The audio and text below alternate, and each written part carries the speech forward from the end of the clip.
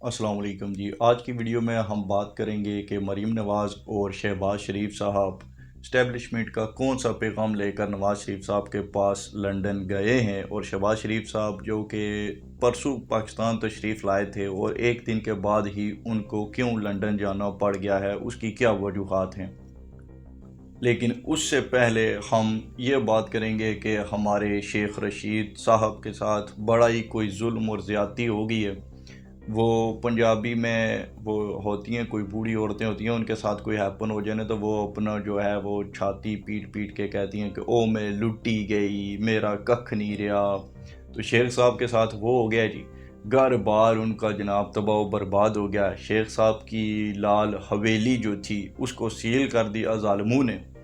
तो ये मामला क्या है, पहले तो हम इस पर ज़रा बात कर लेते हैं।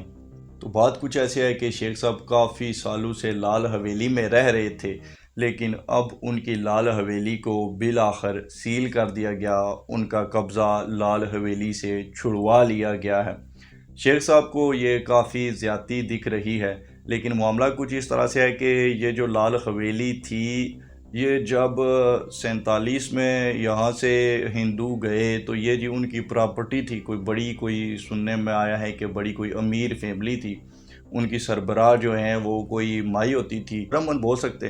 तो किसी ब्राह्मण की ये हवेली थी, फिर वो छोड़ छड़ा के यहाँ से चले गए। तो पीछे ये हवेली आ गई महकमा औकाफ के पास पाकिस्तान में। इसके टोटल 9 यूनिट्स हैं और उसमें से एक यूनिट शेख साहब ने कब्ज़ा करके रखा हुआ था। तो काफ़ी सालों से जनाब, क्योंकि शेख साहब एक ताकतवर शख्सियत थे तो उनके कब्ज़े में ही रही, कोई छुड़वा नहीं सकता था। तो शेख साहब तो उसको इसी तरह से समझते थे कि जैसे ये उनकी जनाब बाप दादा की विरासत है और उनको विरासत में मिली है, इस तरह से वो उस पर अपना हक जमाते रहते हैं अक्सर। और काफ़ी अरसे से ये बात चल रही थी कि शेख साहब से ये जो एक यूनिट उनको दी गई थी ये वापस ली जा सकती है, क्योंकि उन्होंने इस पर गैर कानूनी किस्म का जो है वो कब्ज़ा करके रखा हुआ था। तो बिल आखिर अब, क्योंकि आप भी जानते हैं कि पाकिस्तान में जब से ये हाफिज़ साहब आए तो आइन और कानून की बात होती है। और जब ये अभी आर्मी चीफ नहीं लगे थे तब भी मैंने एक वीडियो में आपसे इसका जिक्र किया था कि जो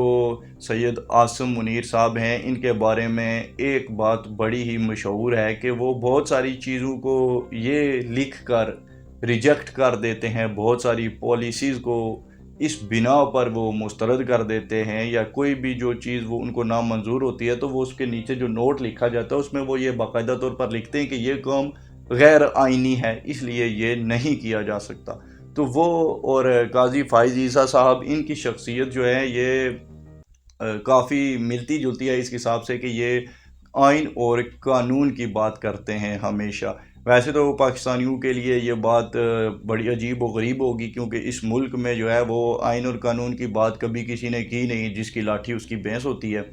तो अब क्योंकि बहुत सारी कौमें हैं, जब मुल्क नए नए बनते हैं तो वो सीखती हैं अपनी गलतियों से, मुल्क के हालात ख़राब होते हैं उन चीज़ों से वो सीखती हैं। और शायद अब हमारा भी वो स्टेज आ चुका है कि अब या तो हमें आइन और कानून के मुताबिक जीना सीखना पड़ेगा, या फिर कोई और आकर हमें आइन और कानून बाहर की दुनिया से सिखाएगा। क्योंकि जो हालात हमारी मईशत के हैं, या हमारे मुल्क को जिस तरह से पिछले ख़ास करके 3-4 साल तक चलाया गया, अगर ये उसी तरह से हालात रहते तो अब तक ही शायद हम बहुत सारी चीज़ें जो हैं वो बाकी मुल्कों को बेच चुके होते। और जिस तरह से तब हिंदुस्तान में जब मुगलिया दौर था तो उनकी अपनी कमज़ोरियाँ थी, वो आइन और कानून उस तरह से नाफिज नहीं कर पा रहे थे मुल्क में, और मुआशी लिहाज से भी काफ़ी मुश्किलात का शिकार हो गया था जो मुग़ल अम्पायर था वो। तो आप देखें कि तब भी जो हैं वो अंग्रेज़ आकर हम पर मुसल्लत हो गए थे। तो अब भी हालात जो हैं इस खित्ते में तकरीबन वैसे ही हो चुके थे, लेकिन फिर अल्लाह ने ये 2 शख्सियात ऐसी पाकिस्तान को अता फ़रमाई हैं कि जो आइन और कानून की बात करते हैं। और इसीलिए हमें भी कोई आखिरी जो उम्मीद है, या आप बोल सकते हैं कि उम्मीद की कोई एक किरण जो बची हुई है, वो यही है कि यही शख्सियात हैं, और आगे भी अगर अल्लाह ताला को मंजूर हुआ तो ऐसी ही शख्सियात के हाथ में पाकिस्तान के मामलात की भाग दौड़ जो है वो जाएगी। तो तभी हम भी कुछ तरक्की कर सकते हैं, या हमारे माशी हालात सही हो सकते हैं, या अमन इस मुल्क में कायम रह सकता है। تو یہ سارا کچھ جو ہے یہ قائم کرنے کے لیے بڑا ہی ضروری ہے ایسی شخصیات کا ایسے عہدوں پہ رہنا۔ تو وہ بات ہے، اب شیخ صاحب کے ساتھ بھی آئین اور قانون کے تھرو ہی ڈیل کیا جا رہا ہے، تو بھول جائیں جی، اب ان کو لال حویلی واپس نہیں ملے گی، اور شیخ صاحب کے ساتھ تو حساب ایسا ہو گیا کہ خدا ہی ملا نہ وصال صنم، ادھر کے رہے نہ ادھر کے ہم۔ تو بیچارے شیخ صاحب کو یہ لگتا تھا کہ جو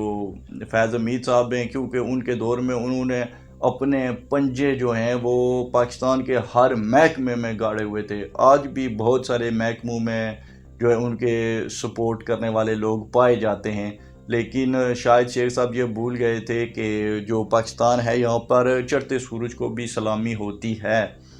چاہے کوئی خوشی سے کرے یا جس طرح سے بھی آپ کہہ لیں، لیکن یہاں پر جس کے پاس اقتدار ہوتا ہے، جو بندہ پاور میں ہوتا ہے اسی کی ہی سنی جاتی ہے، اور جو پاور سے چلا جاتا ہے، چاہے وہ کوئی وزیر اعظم ہو، چاہے وہ کوئی آرمی چیف ہو۔ آپ دیکھ لیں کہ جب مشرف صاحب کا دور چلا گیا تو ہمارے ہر خاص و عام نے ان پر کتنی کھل کر تنقید کی، راحیل شریف صاحب پر تنقید ہوتی رہی، باجوہ صاحب پر اب کس قدر تنقید ہوتی ہے، لیکن جب تک یہ شخصیات اپنے عہدوں پر قائم ہوتی ہیں، تب تک تو جب تک یہ پاور میں ہوتے ہیں تب تک کوئی بھی ان کے خلاف بات نہیں کرتا، جانے کے بعد پھر باتیں بھی ہو جاتی ہیں اور سب کچھ۔ تو وہ بات ہے کہ فیض حمید صاحب اب پاور میں نہیں رہے، ان کے پاس طاقت موجود نہیں ہے، تو بہت سارے ان کے ہو سکتا ہے کہ اندر سے کوئی ہوں بھی ان کے خیر خواہ، لیکن ان کا اب کوئی چارہ شارہ جو ہے وہ نہیں چل رہا۔ تو یہ کچھ معاملات تھے جی شیخ صاحب کے، تو اب آگے دیکھتے ہیں کہ کیا ہوتا ہے، اس پہ ہم آنے والے دنوں میں مزید ڈسکشن انشاءاللہ سے کر لیں گے، ویڈیو کا ٹائم کم ہوتا ہے تو اس لیے جلدی سے چلتے ہیں اگلے ٹاپک کی طرف۔ تو جو شہباز شریف صاحب اور مریم نواز صاحبہ لندن روانہ ہوئی ہیں، اسٹیبلشمنٹ نے جو پیغام دیا ہے ان کو، وہ میں بغیر کسی لگی لپٹی کے سیدھے ہی آپ لوگوں کو بتا دوں گا، کیونکہ پہلے بھی آپ اگر میری ویڈیوز دیکھتے رہے ہوں تو آپ کو اس بات کا علم ہوگا کہ میں نے کسی بھی بات کو کبھی اشارتاً یا اس طرح سے بیان نہیں کرنا ہوتا، میں سیدھی بات ہی بتا دیتا ہوں جو بھی میرے پاس انفارمیشن ہوتی ہے۔ تو اس وقت جو انفارمیشن ہے وہ اس طرح سے ہے کہ ان دو شخصیات کو یہ بات ان دو شخصیات کے ہاتھ یہ پیغام بھیجا جا رہا ہے کہ ایک تو بات یہ ہے کہ بہت جلد الیکشنز ہو جائیں گے، فیبرری سے پہلے الیکشنز ہوتے نظر آ رہے ہیں اب پاکستان میں، کیونکہ معاشی استحکام الیکشنز کروائے بغیر ممکن نہیں ہے۔ سیکنڈلی نواز شریف صاحب کو یہ پیغام دیا گیا ہے جی کہ آپ الیکشنز کمپین کی حد تک ٹھیک ہے، آپ تنقید کریں جو بھی آپ نے تنقید کرنی ہے جس بھی شخصیت پر، لیکن اگر آپ نے